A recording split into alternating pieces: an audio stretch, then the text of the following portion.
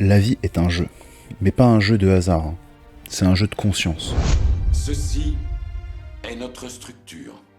Chaque pensée, chaque émotion que nous vivons est le résultat d'un programme intérieur. Comme un ordinateur, notre esprit fonctionne avec des programmes invisibles.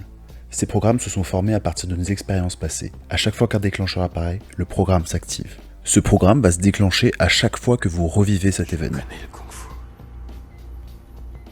Prouve-le-moi. Vous vous retrouvez face à un lion pour la première fois. Il n'y a alors aucun programme pour se retrouver face à un lion. Il va donc prendre le programme par défaut, qui va être soit la fuite, soit être tétanisé, soit agir. Ce sont des programmes instinctifs. Et à chaque fois que vous allez rencontrer un lion, la prochaine fois que cela vous arrive, vous allez réenclencher ce programme. Donc si vous avez pris la fuite la première fois, vous allez prendre la fuite. Comment pouvoir prédire ces programmes? En fait, nos pensées sont liées à ces programmes. C'est un peu le code de la vie qui défile devant nos yeux et qui laisse montrer ces programmes. Nos pensées cherchent à anticiper les événements qui peuvent arriver. Comme ils ont lié des fonctions à ces événements, ils vont essayer d'anticiper ces événements. Et ils vont constamment mettre en fonction les programmations en arrière-plan. Mais attention, il y a une solution à tout ça. Tu n'es pas tes pensées. Tu n'es pas la peur. Tu n'es pas la colère. Tu n'es pas le doute qui traverse ton esprit. Toutes ces émotions et ces pensées ne sont que des nuages passagers. Ce ne sont que des programmes. Toi, tu es le ciel qui identifie ces programmes. Les pensées apparaissent et disparaissent, mais toi, tu restes. S'assimiler à ces pensées, c'est comme se prendre pour un programme dans la machine. Alors qu'en réalité, tu es le joueur qui tient la manette. Beaucoup vivent en croyant qu'ils sont leurs pensées.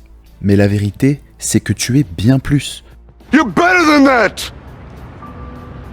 Tu as le pouvoir d'observer tes pensées, de les questionner et même de les transformer. Ce pouvoir d'observer et de choisir est la clé du jeu. Les pensées, elles peuvent te piéger, mais elles peuvent aussi devenir ton outil. Il faut identifier l'événement lié à cette programmation pour le comprendre, pour l'aimer et le pardonner. Et lorsque tu as pardonné ta réaction la première fois, parce que tu as fait de ton mieux, tu n'as pas pu réagir autrement, parce que c'est la première fois que tu réagissais à cet événement. Et une fois que tu as pardonné, permets le changement. Parce que la version de toi qui a réagi à l'événement par le passé, c'est une version obsolète, c'est une version qui n'existe plus. Mais c'est une version qui a existé. C'est une personne qui est différente de toi aujourd'hui. Et si tu ne la pardonnes pas, tu ne te permets pas de changer. Lorsque tu pardonnes quelqu'un d'autre que toi, tu le pardonnes parce que tu attends qu'il ait changé. Tu sais qu'il ne reproduira plus cette offense parce que tu sais qu'il a changé.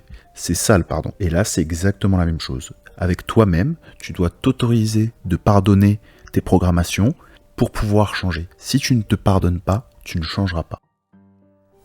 C'est pas ta faute.